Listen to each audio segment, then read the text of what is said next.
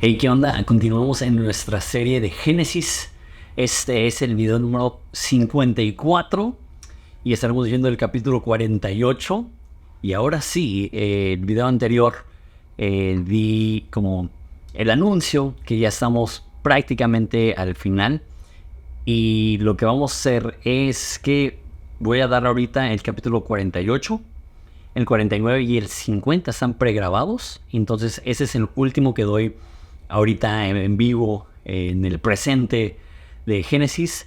La próxima semana saco el pregrabado. La semana después de eso voy a hacer algo que hice, no sé si recuerdan, pero hice una serie de preguntas, primero acerca de la creación y después acerca del diluvio. Esta vez voy a tomar 5 videos que voy a subir cada día, en 5 días consecutivos, acerca de los patriarcas.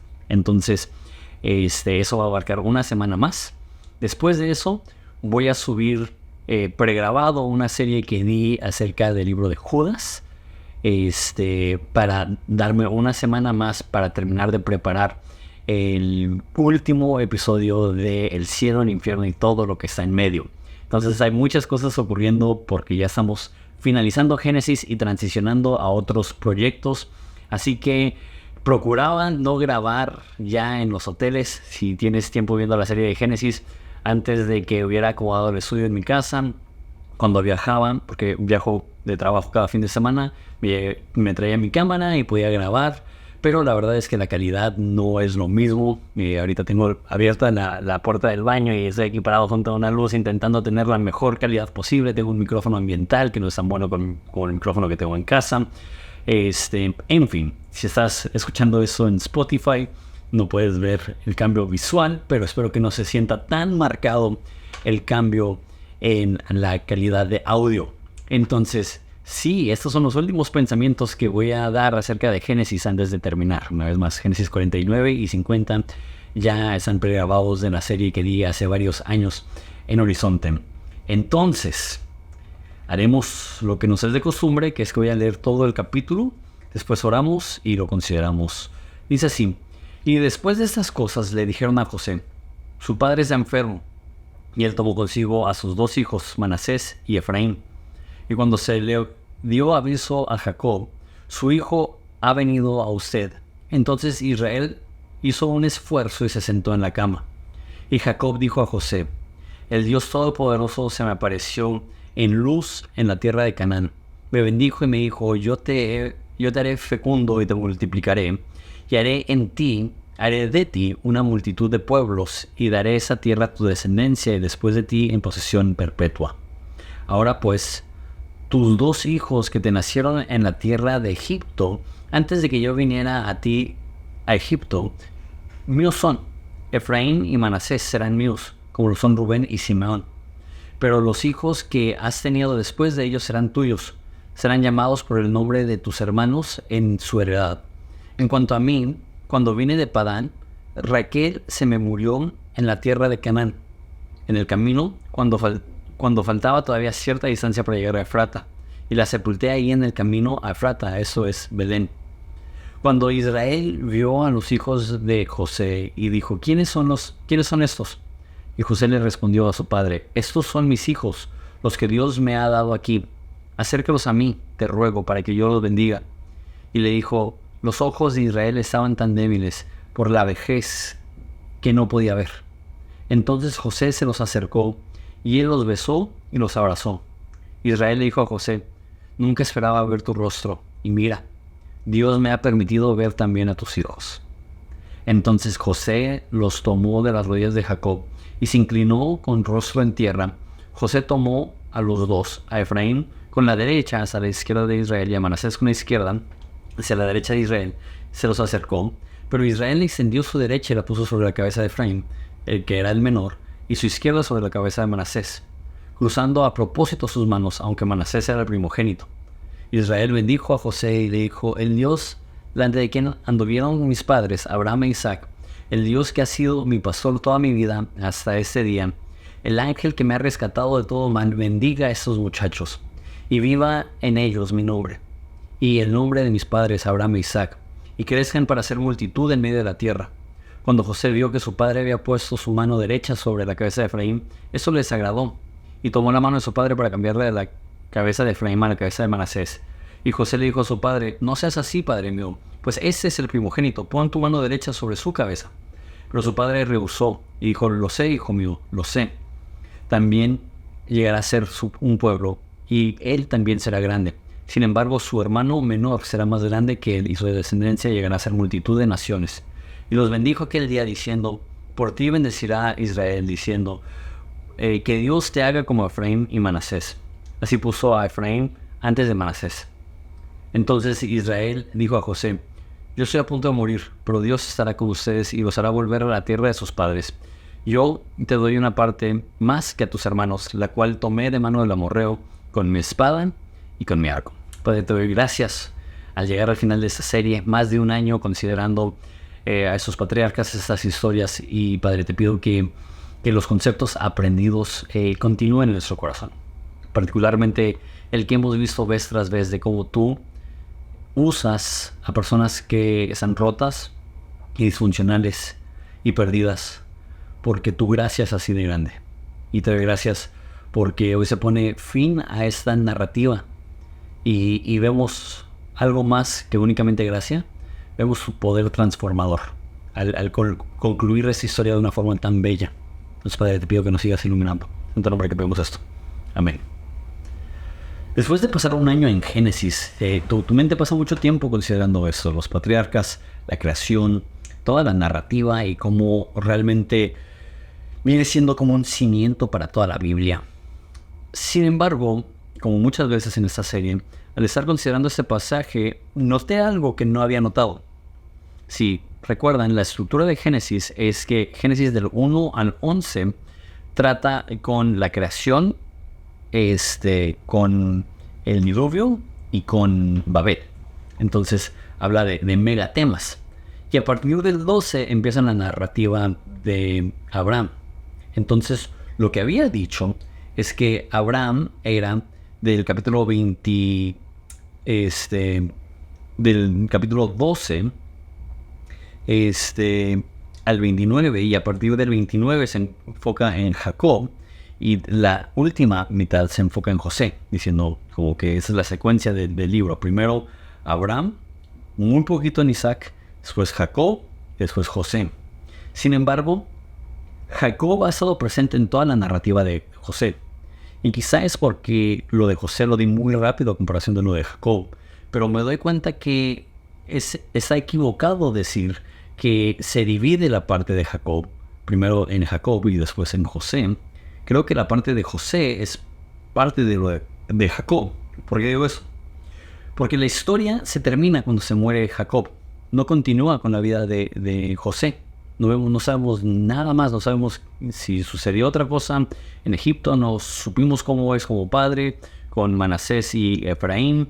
Se acaba la narrativa de Jacob y se acaba el libro de Génesis. Eso me demuestra que todo lo que sucede con José es parte de la historia de Jacob. ¿Por qué importa esto? Porque creo que después de tanta disfuncionalidad y tantas cosas que vemos son tan frustrantes y confusas acerca de la conducta de los patriarcas, que de repente veo, ok, no terminó así. Terminó de una forma muy bella.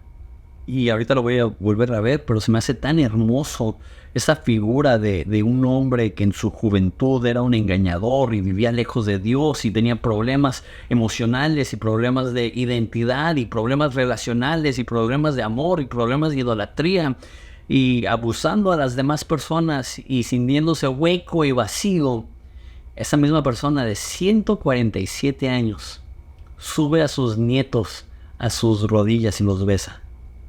Pone a sus nietos delante de él y les da una bendición. El capítulo 49 y 50 da bendiciones para el resto de sus hijos. ¿De qué trata Génesis? Creo que el resumen de Génesis se encuentra en los primeros versículos. Que en el principio creó Dios el cielo y la tierra, pero estaba desordenada y vacía. Y el Espíritu de Dios se movía sobre la faz de las aguas, y Dios dijo: hágase la luz. ¿De qué trata Génesis? De cómo Dios toma algo que es desordenado y vacío y lo transforma en algo que está lleno de luz. Y lo que he dicho vez tras vez, hasta ya se siente enfadoso, vez tras vez lo he dicho en esta serie, es que los patriarcas nos demuestran que la gracia de Dios es tan grande que es capaz de elegir y usar a personas que son un desastre. Sin embargo, la historia no se acaba ahí. La historia no se acaba en desastre. La historia se acaba en bendición y armonía y hermosura. Porque me doy cuenta que la historia de Génesis no solamente es gracia, es redención. Gracia es Dios usando a personas que no merecen ser usadas, pero también es de redención. Redención es Dios transformando a personas que no merecen ser usadas, a personas que tienen una nueva identidad. Por eso el cambio de nombre. Por eso es tan importante esa transformación de Jacob a Israel. Dios no solamente está interesado en perdonarte o en usarte aún a pesar de tus incoherencias o tus pecados o tus debilidades. Dios no se conforma con una gracia que perdona. También ofrece una gracia que transforma. O deja uso otra palabra para que sea menos confuso. No solamente es gracia, es transformación. No solamente es perdón, es equipamiento. Y viendo eso, se me hace tan hermosa esta imagen de una persona que en su juventud abusó de todo el mundo, a una persona que en su vejez bendijo a toda su familia. Una persona que en su juventud batallaba con una sensación de insuficiencia, a una persona que es capaz, como vimos en el capítulo anterior, a bendecir al mismo faraón. ¿Cómo pasas de la inseguridad de no saber si tus papás te aman a la seguridad de saber que eres capaz de bendecir al mismo faraón? Él no fue invitado a la bendición de su hermano. Él tuvo que usurpar el lugar de su hermano. Pero en esa historia vemos que bendice a sus dos nietos, tiene a los dos presentes, y luego reúne a todos sus hijos para bendecirles, remediando errores de su padre. Jacob no es una persona perfecta, pero es una persona que terminó bien. Y esa es la esperanza que hay para ti. Tú quizá no eres una persona perfecta, pero por la gracia de Dios puedes terminar bien. Y si te aferras a Dios, vas a terminar bien. Porque eso es lo que dice en la Biblia. Que el que comenzó la obra será fiel para terminarla. No pierdas la esperanza. A lo mejor tu capítulo actual ahorita es como Génesis 31, no recuerdo bien los capítulos, pero con Jacob todo mal y mintiendo y con esposa idólatra y con problemas con el suegro y con problemas con el papá y con problemas con el hermano y con problemas con la mamá. A lo mejor así se lee tu historia y tú te desesperas y dices, ay, Jacob no vio la transformación de una forma inmediata. Fue gradual, fue poco a poco. No creo que tú vayas a vivir a los 147 años. Pero a lo mejor Jacob tuvo que vivir tanto tiempo porque Dios sabía que eso es lo que iba a tardar el proceso de transformación. No te entristezcas porque el capítulo que ves ahorita es frustrante. Ten esperanza de que se van a escribir mejores capítulos, de que Dios sigue escribiendo la historia, de que el final de tu historia puede ser mejor de lo que te imaginas, porque el escritor de tu historia no eres tú, es Dios. Dios te ama lo suficiente para no dejarte estancado. No solamente es gracia que perdona tu maldad, es gracia que transforma tu futuro. Estamos terminando Génesis y veo que eso es Génesis.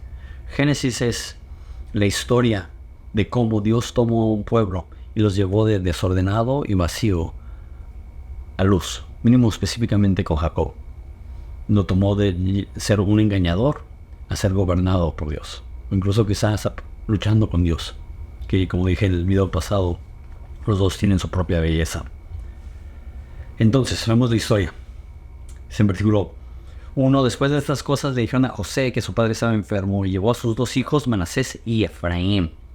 Entonces, ¿quiénes son esos dos hijos y por qué los nombres se escuchan medio famosos? Es curioso, es importante saberlo y es un buen lugar para explicarlo. José no tuvo su propia tribu. Si de repente escuchas, no, pues la tribu de Gad, o la tribu de Rubén, o la tribu de Neftalí, o la tribu de Leví, o la tribu de pues, los otros nombres, Judá o Benjamín, ¿por qué nunca escuchamos la tribu de José? No sé si te habías percatado. Y eso es porque José no recibe una tribu. Sus hijos son adoptados por su papá y sus hijos ambos toman una tribu.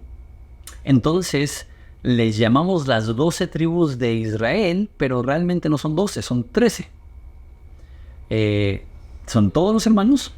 Manasés tiene su propia tribu y él es famoso porque en el libro de Josué, la mitad de la tribu de Israel entra a la tierra prometida, perdón, la tribu de Manasés, y la otra mitad se queda fuera de la tierra prometida, con permiso. Entonces dicen muy seguido, y media tribu de Manasés. Entonces ese nombre se ve recurrente. Y Efraín era tan grande, y ahorita vamos a ver por qué, por la bendición de Israel, que Efraín era en el norte, y muchas veces en los profetas usan el nombre Efraín para referirse a todas las tribus del norte, así como también usamos nada más la tribu de Judá para hablar de todas las tribus del sur. Son 2 tribus en el sur, 10 en el norte. Judea es por Judá. Muchas personas llamaban el norte simplemente Efraín. Entonces, tú dices, ¿cómo hay 13 tribus de Israel si siempre hablamos de las 12 tribus?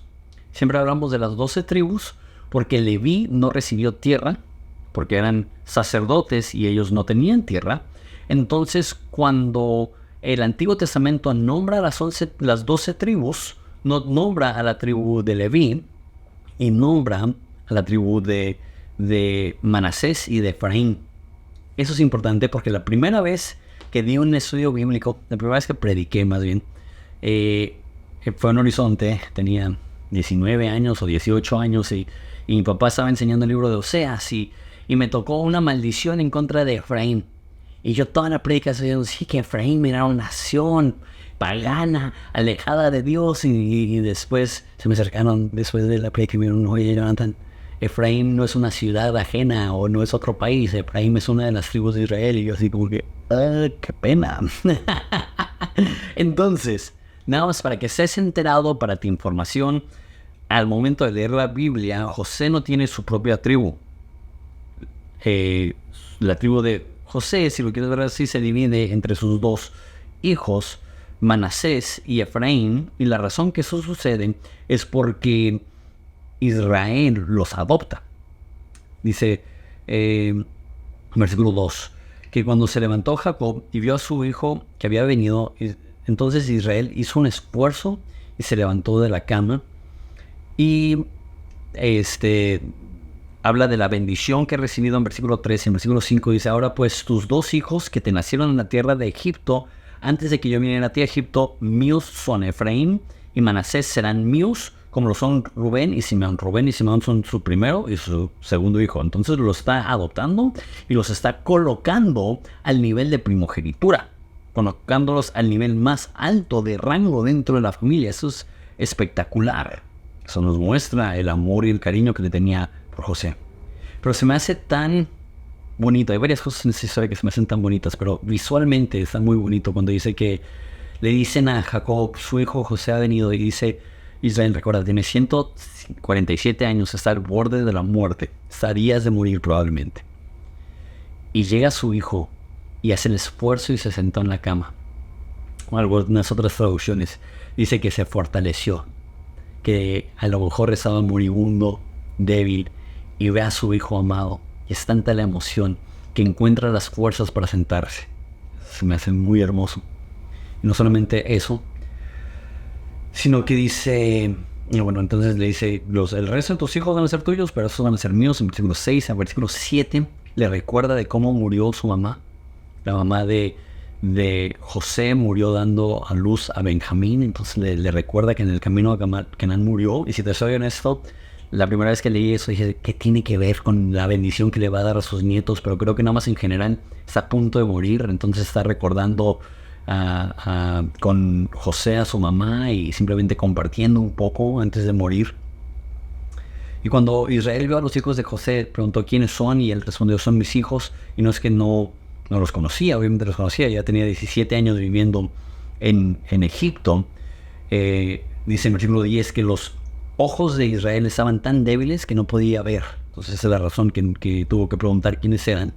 Y a diferencia de su papá, que únicamente le iba a dar una bendición a uno de los dos hijos, él quiere bendecir a sus dos nietos.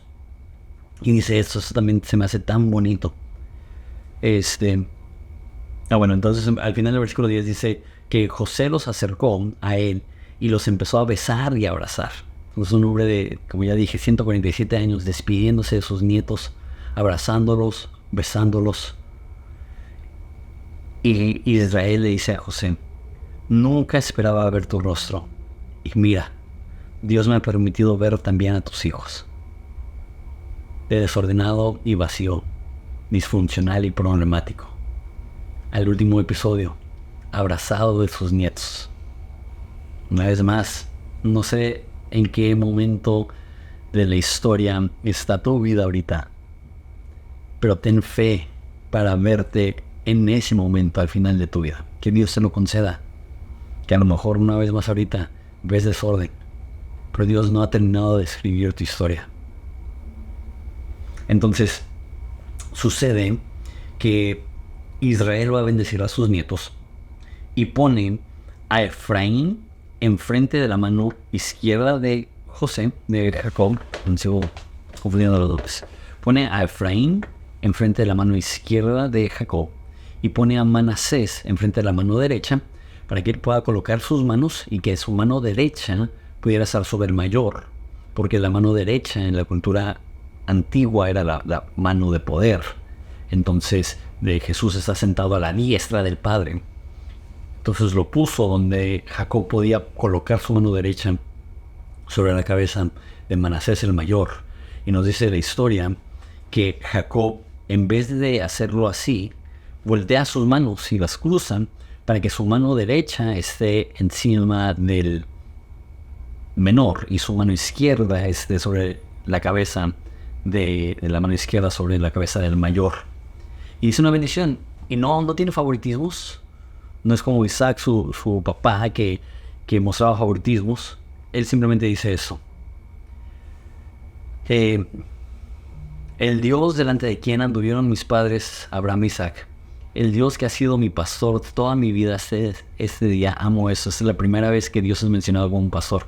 Pero Israel, pastor toda la vida de ovejas con rebaños, él sabía íntimamente lo que implicaba ese término. Esa es la primera vez que vemos que alguien llama a Dios pastor. Así como un pastor de ovejas tiene que cuidarlas, apacentarlas, protegerlas, acompañarlas. Dice, eso es lo que Dios hizo conmigo. Me protegió, me acompañó, me ayudó, me alimentó, me apacentó. Eso se convertirá obviamente en uno de los términos más amados de Dios. El Señor es mi pastor y nada me faltará, dijo el salmista. Pues el primero que dijo eso fue Jacob. Y luego dice, el ángel me ha rescatado de todo el mal. Ahora, cuando ves ángel en el Antiguo Testamento, puede estar hablando de ángeles, pero muy seguido, cuando habla de el ángel, está hablando, y eso es complicado y no lo voy a explicar aquí, lo expliqué con mucho detalle en de cuando Israel lucha con el ángel del Señor. Entonces, lo más probable es que cuando dice el ángel, está hablando de Jesús, de la segunda persona de la Trinidad, previo a la encarnación. Entonces, si sí está hablando de Jesús, escucha eso. El Dios que me ha pastoreado toda mi vida hasta ese día, el ángel que me ha rescatado de todo mal, bendiga a esos muchachos. Qué bendición tan hermosa. Y viva en ellos mi nombre y el nombre de mis padres, Abraham y Isaac, y crezcan para ser multitud en la tierra. Entonces José se molesta que le cambió las manos y bendijo con la mano derecha al menor. Y José le dice, el menor va a tener una descendencia que va a llegar a ser multitud. Los dos van a ser grandes, pero Efraín va a ser más grande. Y así fue en la historia. Manasés fue una tribu más pequeña, Efraín fue una tribu más influyente y más grande. Y después se despide prácticamente Y dice, yo estoy a punto de morir, pero Dios estará con ustedes y los hará volver a la tierra de sus padres. Y yo te doy una parte a ti, más que a tus hermanos, la cual tomé de la mano del amorreo. Entonces, la única tierra que tenía él ya previamente a salir es algo que específicamente le iba a dar a sus nietos. Entonces, amo esto. Jacob también fue menor y también recibió una mayor bendición. Y los teólogos siempre han hablado de cómo cruza los brazos como una señal de lo que sucede teológicamente a través de Jesús. Que Dios nos bendice a nosotros como Jesús merece ser bendecido.